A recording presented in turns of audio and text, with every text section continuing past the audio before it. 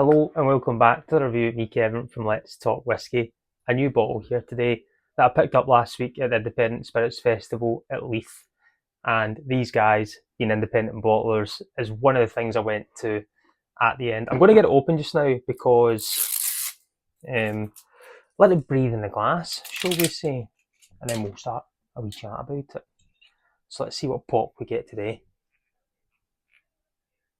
Oh, that's a good one.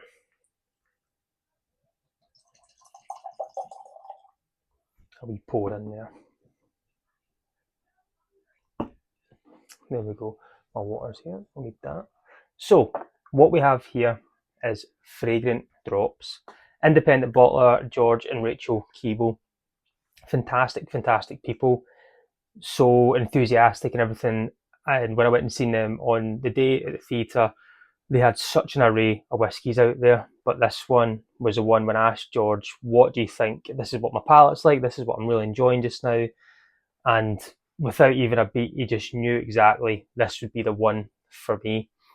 I think the bottling's really cool and everything. I'll get to price and stuff, and we'll probably get to this wee bit at the end. But this is an Ardmore. This is an Ardmore 14-year-old, finished for 2.5 years in virgin oak barrels. Non-chill filtered, natural colour, and an ABV of 61.6% ABV. So this is really held its alcohol content throughout those years. It tells you here as well, on the 10th of December 2009 is when the distilled, and the 26th of September 2024 is when it was bottled. So it's nearly 15. It's just shy of 15 years old. And we say kind of that 2.5 year finish in virgin oak. And a virgin oak cask is something I really enjoy. I've had some whiskies that have just been top notch in that kind of remit of the style of whiskey that I like. These guys have been around, I think officially, and this might be wrong, 2023 is when they officially launched, but they've been within the industry for years before that, and I think this came to fruition 2019 into 2020. Then 2023 was officially when it launched. They're based in Leith as well, so having the Independent Spirits Festival, which was based in Leith Theatre, is a really cool thing to be so close knit. And the two of them just, I say, so enthusiastic about whiskey, so intelligent about it as well, and hopefully don't make me sense, but very eccentric, and I love that. This is something that I think Ardmore in itself isn't a whiskey for a good few years that I just overseen. I would see it in supermarkets and 20 odd pound things. And I've had some 20 odd pound bottles before that really caught my eye, going back to Loch Lomond single grain. The unpeated was phenomenal. So maybe it's something I've overlooked. But when I've tried them in independent style whiskies, it's been great. Ardmore is a Highland whisky. They're owned by Suntory, so that's your Laphroaig's, Bowmore's, Ardmore, and Glengarry. I think it's the four they've got in Scotland. There might be more, maybe just forgotten about it. Lightly peated is a style that they've got. So again, another thing that ticks a box for me. But I just really never knew this. So being able to try it, and this was the one that I thought I need to buy. Branding and stuff's cool. Everything about it's just kind of, I think, pretty awesome. From straight off the bat, it's one that I probably should have poured in the glass a while ago and let it sit, because of the ABV, to let it breathe and so forth. It's been in the bottle for around about 2 years as well, because we're now into 2026. But the colour of it straight away, I think, is magic. That it kind of excites me. I don't want to nose it straight away. I don't want to get stuck straight in. I want to kind of sit back and decide myself. And one of the cool things about this bottle, if I show you, we've obviously got the label on the front here, which crocodile, alligator, I'm not sure. But on the back, all we've got is the seal of approval for HMRC, so they don't chase them, but no tasting notes. And I think that's pretty cool. I like to try whiskey blind to a degree.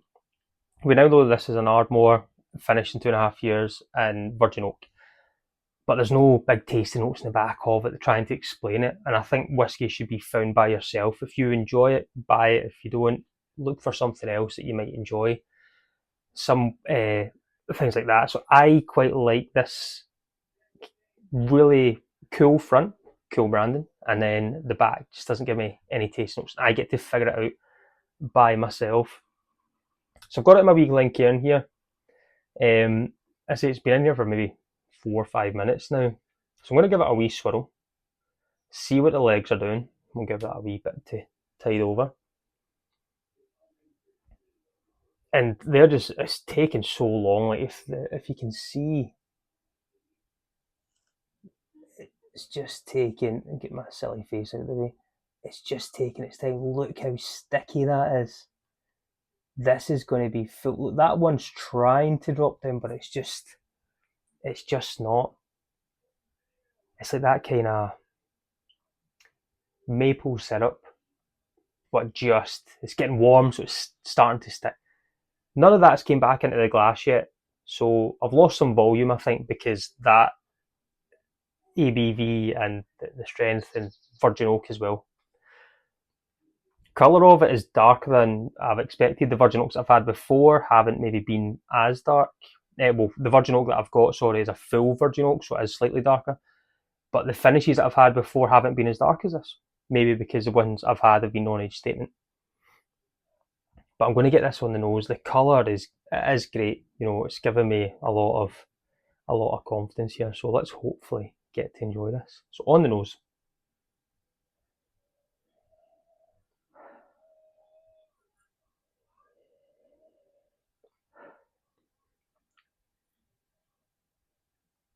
It's got that baked, like shortbread. There's a lemon drizzle cake in there as well. A tiny, tiny bit of sweet smoke.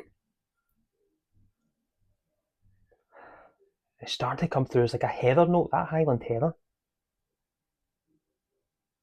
Lemon drizzle, baked shortbread, Highland heather, soft, sweet smoke. It's a wonderful nose. I think it's time to get this on the palate, so Slainte everyone.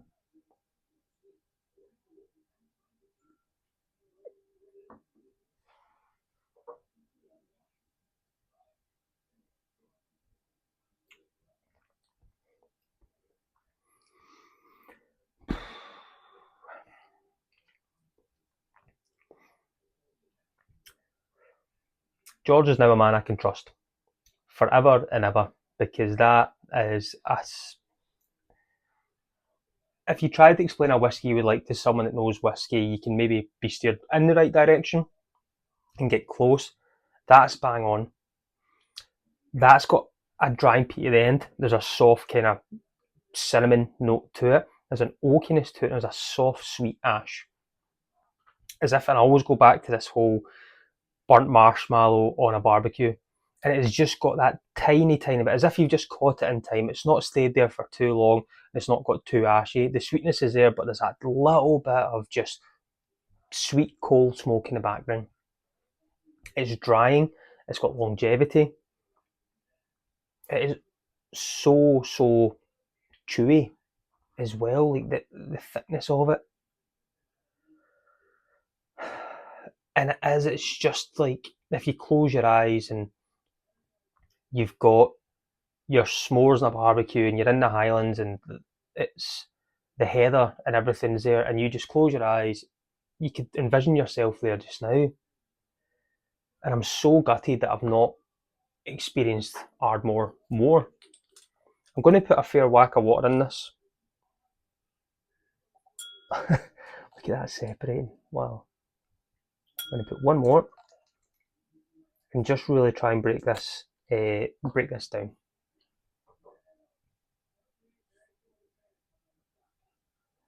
So see if anything changes now.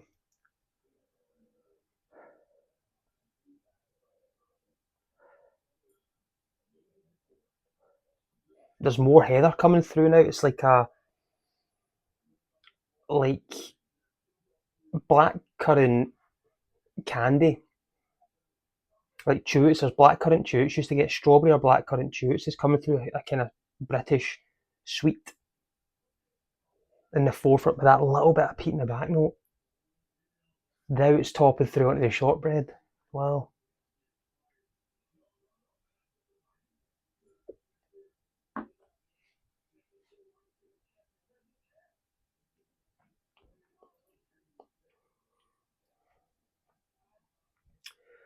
This is an unbelievably top quality dram for me. This is a style that I really appreciate, and I'm quite embarrassed to myself that I've not tried much more Ardmore. I've overlooked it. It's probably something I shouldn't. And I'm really glad that I've been able at that weekend at the festival to go to this table and see the guys and put me towards it. And the only reason I've really got this is because a good friend of mine as well, all the way from Arizona, Drew Lane, Drew from AZ, if you watch Agaviti's channel as well, helped me decide on a bottle, and this as well. If I never had him involved, I would have looked at and maybe tried this and went somewhere else. But I am so glad and so thankful to Drew for that, and George for more or less putting me onto this and getting this. There's only 201 bottles in the world. I don't know how many's left, but I'm pretty sure I need to look for another one. This was £60, and it's probably one of the best £60 I've spent in a whiskey in a long, long time. I'm going to go and sit back. I'll probably pour another one because, yeah, this is magic. Guys, thanks for tuning in. Make sure you go and follow these guys, Fragrant Drops, online on their socials, and let me know if you've tried this as well. But again, as always, join me next week. Let's talk whiskey. Slainte. Oh, that's a